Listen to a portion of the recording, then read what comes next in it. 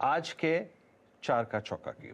और इस क्रम में जो पहला सस्ता ऑप्शन ट्रेड है वो आएगा शुभम जी के सौजन्य से। शुभम जी बताइए, आपने क्या पिक किया, क्या सस्ता ऑप्शन गिफ्ट करेंगे? आपकी एलएनटी की कॉल बेहद शानदार थी, अब फ्रेश आपको कॉल देनी है। बिल्कुल वीरेंद्र जी, इनफैक्ट एक छोटा सा अपडेट, एलएनटी में ऑलमोस्ट टारगेट अचीव हो गया है, तो पार्शियली प्रॉफिट बुक कर लें और बाकी रिमेनिंग क्वांटिटी को कॉस्ट पे ले आए स्टॉप लॉस को, और रिमेनिंग क्वांटिटी पे हम 40 रुपए तक के टारगेट के लिए होल्ड कर सकते हैं। अब जो नया ट्रेड है वो खरीदारी के राय है सन फार्मा पे। पहले मैं यहाँ पे ट्रेड बता देता हूँ। 960 के स्ट्राइक का जो कॉल ऑप्शन है सन फार्मा का, भी 23 रुपए 60 पैसे पे ट्रेड कर रहा है। इस पे खरीदारी के राय है। टारगेट होगा 30 रुपए का, स्टॉप लॉस मेंटेन करेंगे 20 रुपए पे। तो ओवरऑल अगर हम सन फार्मा को देखें तो ये पूरा का पूरा स्पेस में से एक आउट परफॉर्मर रहा है, और 28 सितंबर से जिस तरह से इसमें कंटिन्यूसली एक लॉन्ग बिल्टअप होता हुआ दिखा है, मुझे लगता है कि स्टॉक ओवरऑल काफी स्ट्रांग प्लेस्ड है और आज का जो मूव है वो और एक्सटेंड होता हुआ दिख सकता है। तो सन फार्मा पे खरीदारी करें। ओके, सन फार्मा आज का पहला स्टॉक सस्ता ऑप्शन की कड़ी में। याद रखिएगा, सन फार्मा अपने इस वक्त नवंबर 2016 के बाद सबसे हाईएस्ट ट्रैजेक्टरी में आके ट्रेड, माफ कीजिएगा, नवंबर 2015 के बाद की सबसे हाईएस्ट ट्रैजेक्टरी में आके ट्रेड करता हुआ। एक ट्रेड हो गया हमारा सस्ता ऑप्शन। अब चलते हैं एफएनओ सुपरस्टार के लिए मानस जी के पास। मानस जी बताइए, आपके सौजन्य से आज का डेरिवेटिव सुपरस्टार एफएनओ सुपरस्टार क्या होगा? देखिए, सुपरस्टार की श्रेणी में मेटल क्षेत्र पे ध्यान देना चाहिए। मेटल में बहुत सारे काउंटर्स है जहां पर आज बाइंग इंटरेस्ट देखने को मिला है। उनमें से एक जेएसडब्ल्यू स्टील है जो सबसे स्ट्रांग लग रहा है। उसका रीजन ये है कि देखिए 20 डे 50 डे मूविंग एवरेज के ऊपर स्टॉक ट्रेड करने लगा है। अगर आप 60 मिनट चार्ट पे जाएंगे तो वहां पर आपको हाई टॉप्स हाई बॉटम्स का ट्रेंड दिखेगा। तो करंट लेवल्स पे जेएसडब्ल्यू स्टील पे खरीदारी करनी है 649 के स्टॉप लॉस से 685 तक के भाव आपको देखने को मिल सकते हैं। और यहाँ पर 660 का कॉल ऑप्शन भी ले सकते हैं। 24 रुपए के आसपास ट्रेड हो रहा है, वहां पर 17 रुपए का स्टॉप लॉस लगाइए और 40 रुपए के टारगेट सेट करिए।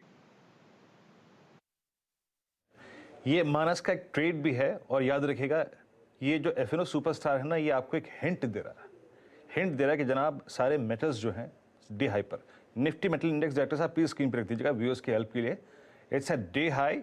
JSPL, JSW steel, Tata steel, सबकी calls floating at day high, सबके प्रीमियम्स डे हाई पर आके ट्रेड कर रहे हैं। तो ये अच्छा ट्रेड अगर आप देखिए मानस आपने पकड़ा है। अब चलते हैं चार्ट का चमत्कार के लिए आशीष चतुर्मोधा जी के पास। आशीष जी, क्या ग्रैब कर रहे हैं आज आप? देखिए, एनबीएफसी की आप बात कर रहे थे। एनबीएफसी में मेरा ध्यान एक कंपनी है, mid cap company Poonawalla. Poonawalla पे हमारा ध्यान बना हुआ है। स्टॉक अभी 324 रुपए 90 पैसे पे ट्रेड कर रहा है। वीकली और मंथली सभी चार्ट फ्रेम पर स्टॉक एक हाई टॉप हाई बॉटम का स्ट्रक्चर क्रिएट कर रहा है, और जहां पर हम एक अच्छे वॉल्यूम्स इस स्टॉक में पहले भी देख चुके हैं। तो मुझे लगता है एक बड़ा डिसाइसिव ब्रेकआउट यहाँ होने को नजर आ रहा है। स्टॉक मुझे 380 से 400 रुपए की ट्रेजेक्टरी में जाता हुआ नजर आता है। 315 रुपए के स्टॉप लॉस के साथ लॉन्ग पोजीशन पूनावाला फिनकॉर्प में बनानी चाहिए। शॉर्ट टर्म लक्ष्य 360 के होंगे, बट पोजिशनली मैं मानता हूँ 380 400 रुपए की ट्रेजेक्टरी पूनावाला के स्टॉक में देखने को नजर आएगी।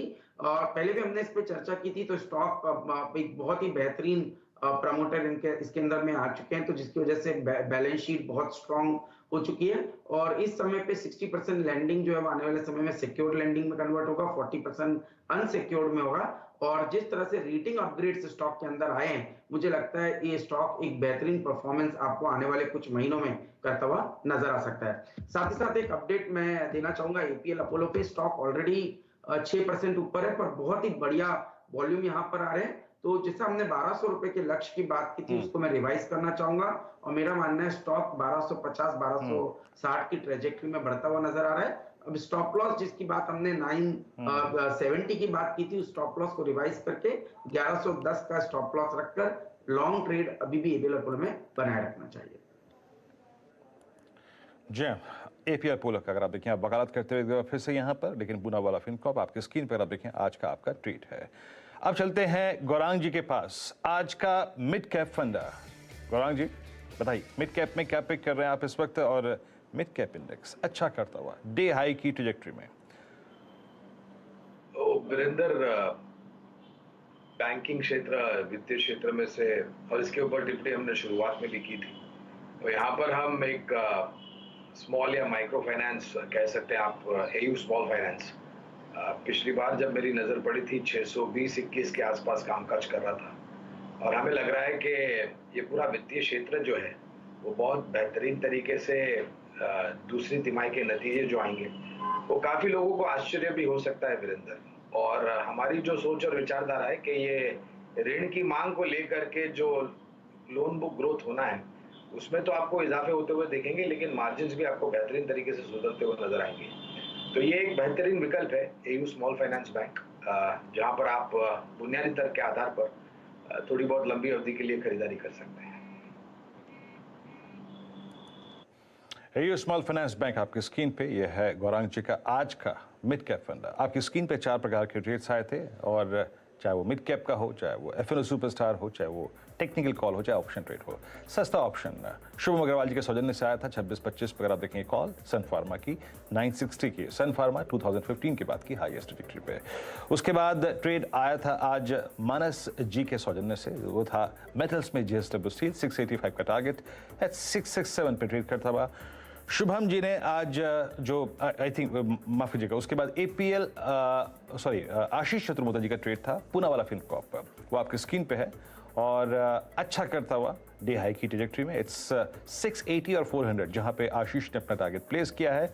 और जैसे कि अभी गौरांग जी ने कहा ही, एयू स्मॉल फाइनेंस बैंक आज का उनका मिड कैप फंड है।